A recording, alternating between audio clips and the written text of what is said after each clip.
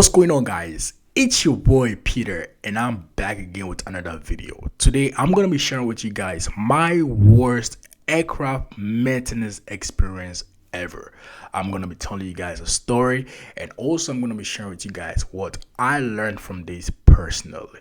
Before I start this video, if you're trying to become an aircraft maintenance engineer and you need someone to guide you through, you need more information on how to transfer your license, how to get your license, what to expect on the examination, and you need someone to just guide you through in general. I do offer free consultation whereby we can set up a day, a time. I like calls personally because it's way more faster, it's efficient. All you gotta do is text me on Instagram and we can set it up. I might not get back to you as soon as possible, but I'm definitely get back to you once I have the time. So what's my worst experience, my worst aircraft maintenance experience ever? These happened in 2020. This was when I first got my actual aircraft maintenance apprenticeship job. Let me give you guys a little backstory about me. I went to St. Etienne College in 2014, whereby I graduated after 2 years. Then I got my first aviation job ever in Bombardier Aerospace, but the problem is Bombardier is more of a manufacturing company. It's not a maintenance. I mean, they do have maintenance facility, but it's more of a manufacturing company, so I could not get my license there. Then I finally got my first aircraft maintenance job in 2022. That was in Trois-Rivières. So that was when I actually started working as an apprentice. So what was my worst experience ever? This happened when, like I said, when I first got my apprentice job in 2022. So the company I was working for was it's a heavy maintenance facility whereby they do heavy checks on Airbus 220 family. So 220-19, 319, 320, 321. So we do a lot of maintenance, heavy maintenance on this aircraft.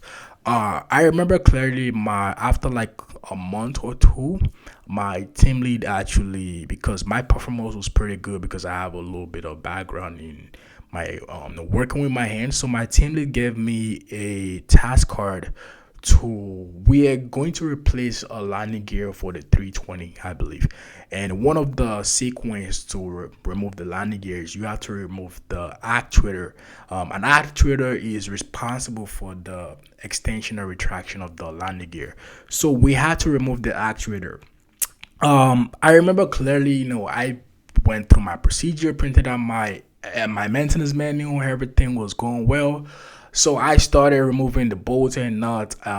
Everything was going on perfectly until when it got to the time to remove the hydraulic lines for the actuator. For you guys that have more experience in maintenance, you know what I'm talking about. Before you remove any hydraulic line, you have to depressurize the hydraulic line.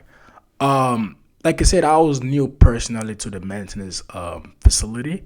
In heavy check, whenever we install a line, because the line is not pressurized, the aircraft is not live, we don't have those situations whereby you gotta depressurize the hydraulic line. But I was, surprisingly enough, I was following the AMM sequentially, and I missed that step whereby it says depressurize the hydraulic line. And for you guys that have experience in aviation, especially for the 320, 319, 321, the hydraulic line is about 3,000 psi, and that is a lot of pressure. Because you need a lot of pressure to retract and extend the landing gear, right? So I got to the stage whereby I had to crank the line and remove the hydraulic line. I remember clearly, mate, I had my wrench turn it like almost a quarter turn, then went like a little bit without even cranking the line literally open. Like it was not even fully detached yet. All of a sudden, the hydraulic line just started spilling everywhere. Oh my goodness. And people that are in aviation, people that have experience with Hydraulic line, no, hydraulic is not something that you want to touch your body. You want to touch, get into your eyes especially. Thank God I was in a really safe position whereby I had my safety Google, because one of the policy there in the company was whenever, because these accidents usually happen a lot, right? So they came up with the SMS, whereby you have to, whenever you're working on an hydraulic system, you have to have your safety Google, and you have to have a full face mask protection. But I am telling you guys, even with those safety glasses and the full max protection, I had a little bit of hydraulic getting into my eyes, and that stuff burned. I'm telling you, for the past, I don't know, it's hard to share. It's hard to share that experience if you don't experience it yourself, right? And me personally, I don't want you guys to experience it because it's not something that is fun at all.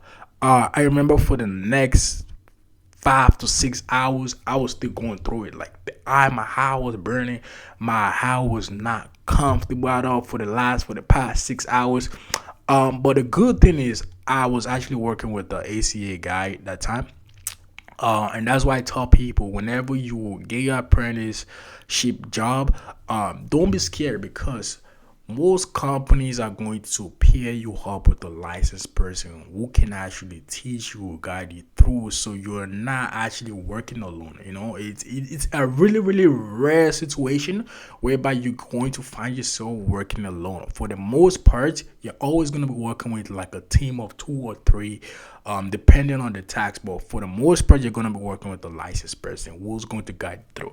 But the good thing is, my ACA guy, right away, because of experience, because he had a lot of experience, because even myself, I've already experienced this, right? He went straight up to the half belly and depressurized the hydraulic system. Even with the depressurizing, you're still going to get a little bit of pressure leaving the line. So even with that, you still get a little speed. But now imagine you having 3,000 psi of pressure just going through that line, man. It was not fun. I remember, like I said, for the past 6 hours, I was going through it, you know what I'm saying? And I had a little bit of a drop in my eye. Now imagine if I didn't have those safety glasses or those face protection. I don't know how would I would experience, But yeah, what did I learn from this personally? The first thing I'm gonna talk about is the safety. I know, especially for you guys that you're starting off your career. I know a lot of your management team or your supervisor is gonna be talking about safety. Wear your glasses, wear these, wear that, wear gloves. It's not because they just trying to put pressure on you.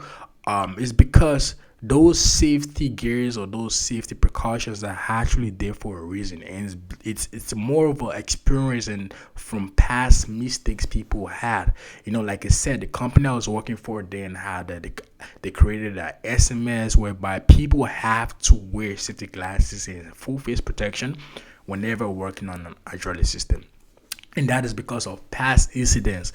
And that's why I preach safety. Even me myself, sometimes I still find myself slacking, whereby we're human beings. Like whenever you are really into a job and you got to get it done, sometimes you don't really think about the other side of safety, you know what I'm saying? And but it's really, really important.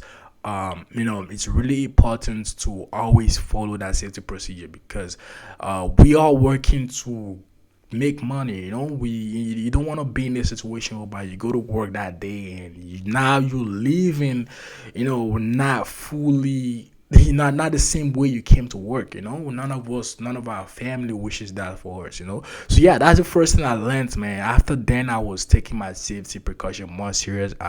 Gratefully, I had my safety gear on. I had my safety glasses and my full protection.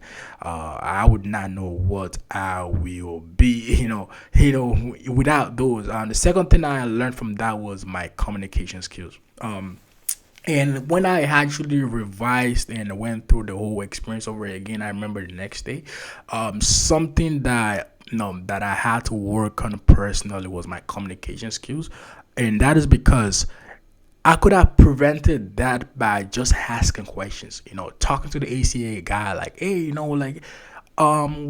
okay, I removed this bolt, I removed the thing, I'm about to crank the line. What do you think, the next step to be? Yes, there's AMM, but sometimes the AMM is not specific enough, and for you guys that have experience with the 220, you know what I'm talking about. Depending on the aircraft you work on, the AMM sequence is so, like, it's so different. Like, I remember when I started working with the 220, right?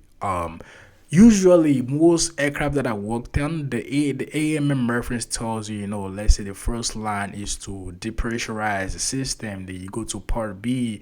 Okay, remove this line, do this, do this. It tells you step by step, but the 220 is different. The 220 beginning of the AMM is going to list out everything you have to do. So you have to depressurize system in accordance with this AMM reference, remove the line, it does not really tell you when you start. It's hard to explain. Maybe one of these days I'm going to show you guys the AMM, what the AMM looks like and how to read the AMM.